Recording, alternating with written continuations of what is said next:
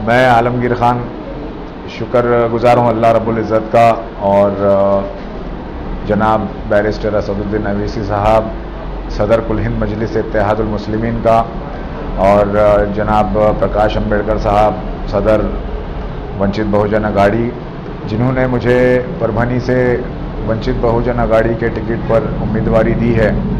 और इंशाअल्लाह ताला हम पूरी कोशिश करने वाले हैं यहाँ पर, और अल्लाह सुब्हाना ताला से यही दुआ है कि हमें कामयाबी अता फरमाए इंशाअल्लाह। जी, जो असद अवैसी साहब और प्रकाश अम्बेडकर की पहल के बाद ये जो नई जो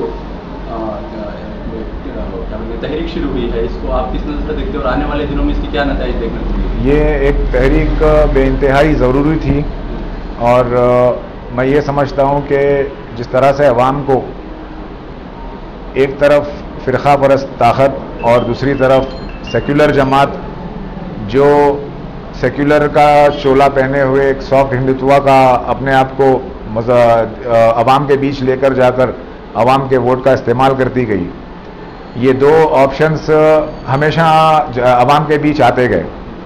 ये ज़रूरी था कि जिस तरह से हालात पिछले 5 सालों में हिंदुस्तान के गुज़रे हैं और आज हिंदुस्तान जितना कमज़ोर हो चुका है उसको बचाने, उसके दस्तूर को बचाने, दस्तूर पर हमले किए जा रहे हैं,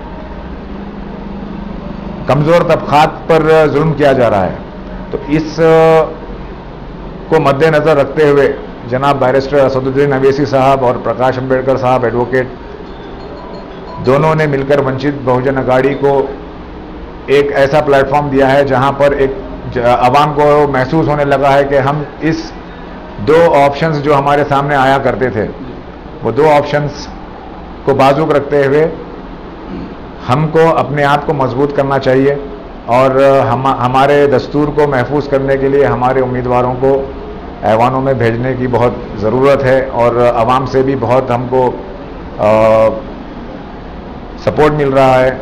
और इंशाअल्लाह ताला ये सपोर्ट देखते हुए हमको उम्मीद है अल्लाह सुब्हानहू तआला से कि हमें आगे चलकर कामयाबी हासिल होगी। तो वंचित अघाड़ी के उम्मीदवारों को कमतर माना जा रहा है, मुख्तलिफ सियासी जमातों के जो लीडरान है वो मुख्तलिफ इल्ज़ामात लगा रहे हैं, तो आपका क्या जवाब है? देखिए, इल्ज़ामात तो हमेशा लगते आए हैं।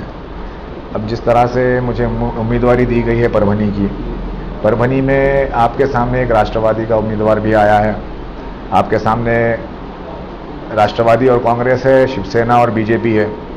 तो जिस तरह से मैंने ये दो उम्मीदवारों को जो देखा है और वहाँ के हालात, परभनी के 5 सालों में आपने क्या डेवलपमेंट का काम किया, आवाम के सामने बताने से तो नहीं रहे आप। तो ये आवाम पूछ रही है कि आपने 5 सालों में तरक्की क्या दी। और ये दो जो उम्मीदवार आपके सामने आए हैं, 2014 में राष्ट्रवादी का उम्मीदवार शिवसेना का प्रचार कर रहा था, ये सारे लोग, सारी आवाम जानती है। आज ये फ़िरक़ा परस्त ताकत जो 2014 में जिसका प्रचारण और ये जिसका कैंपेनिंग में ये शामिल था, आज वो सेक्युलर होकर राष्ट्रवादी के टिकट पर उम्मीदवार बनकर सामने आया है। तो इस वक्त माहौल ऐसा है कि आवाम बेवकूफ़ नहीं है। तो ये दोनों की मिली भगत है। ये लोग आवाम को सिर्फ गुमराह करने के लिए और सिर्फ सत्ता को हासिल करने, इख्तिदार को हासिल करने के लिए इख्तिदार के पुजारी ये दोनों जमातें हैं।